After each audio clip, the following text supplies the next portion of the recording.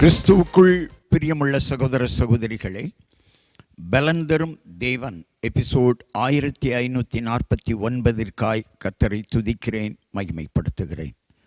இந்த நாளிலும் ஏசாயா 3 அதிகாரம் 10வது வசனம், உங்களுக்கு நன்மை உண்டாகும் என்று நீதிமான்களுக்கு சொல்லுங்கள், அவர்கள் தங்கள் கிரியைகளின் பலனை அனுபவிப்பார்கள். நீதிமான்களுக்கு நன்மை உண்டாகும் என்று சொல்லி ஏசாயா தீர்க்கதரிசிக்கு ஆண்டவர் வெளிப்படுத்தினார்.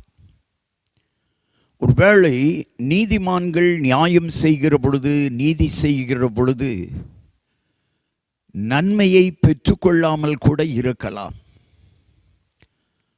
ஆனால் நன்மையை அவர்கள் இழந்து விடவில்லை என்பதை வேதம் சுட்டிக்காட்டுகிறது. சற்று தாமதமாக அவர்களுக்கு நன்மை வரலாமே ஒழிய நன்மையை ஒருபோதும் பெற்றுக்கொள்ளாமல் இருக்க மாட்டார்கள். நீதிமான்களின் கைகளின் பலன் அவர்களுக்கு கிடைக்கும்.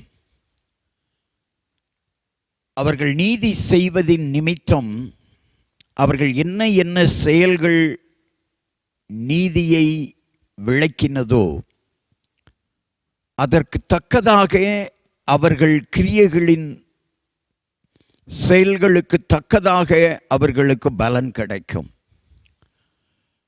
நீதிமான்கள் பனையை போல செழிப்பார்கள் என்று வேதம் சொல்லுகிறது. உலகத்தில் உள்ள எல்லா மரங்களிலும், எல்லா மரங்களை காட்டிலும் பனை மரம்தான் அதனுடைய ஒவ்வொரு பகுதியையும் பயனுள்ளதாக தந்து கொண்டிருக்கிறது. அப்படித்தான் நீதிமான் தன்னுடைய எல்லா செயல்களிலும் நீதியை மற்றவர்களுக்கு, பிறருக்கு கொடுப்பான். எனவே நீதிமான்களின் செயல்கள் பரலோகத்திலே பதிவு செய்யப்படும். அந்த செயல்களுக்கு தக்கதாக, கிரியைகளுக்கு தக்கதாக ஆண்டவர் அவர்களுக்கு நல்ல பலன்களை கொடுப்பார். கண்களை மூடி ஜெபிக்கலாம்.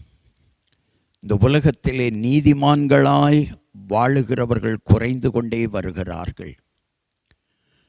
நீதிமான்களுக்கு துன்பம் வந்தாலும் அவை எல்லாவற்றிலும் நின்று கர்த்தர் விடுவிப்பார்.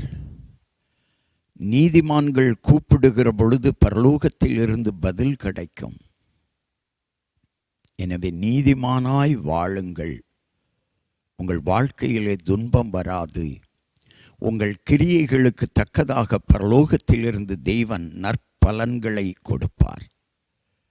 நீதிமான் ஒரு காலத்திலும் வெட்கப்பட்டு போவதில்லை. நீதிமானின் கிரியைகளுக்கு தக்கதாக கர்த்தரிடத்திலிருந்து பலனை பெற்றுக்கொள்ள முடியும். எனவே நீதிமானாய் வாழுங்கள். நீதி உங்களுக்கும் உங்கள் சந்ததிக்கும் உதவி செய்யும். இயேசு கிறிஸ்துவின் நாமத்தில் ஜெபிக்கிறேன் பிதாவே, ஆமென்.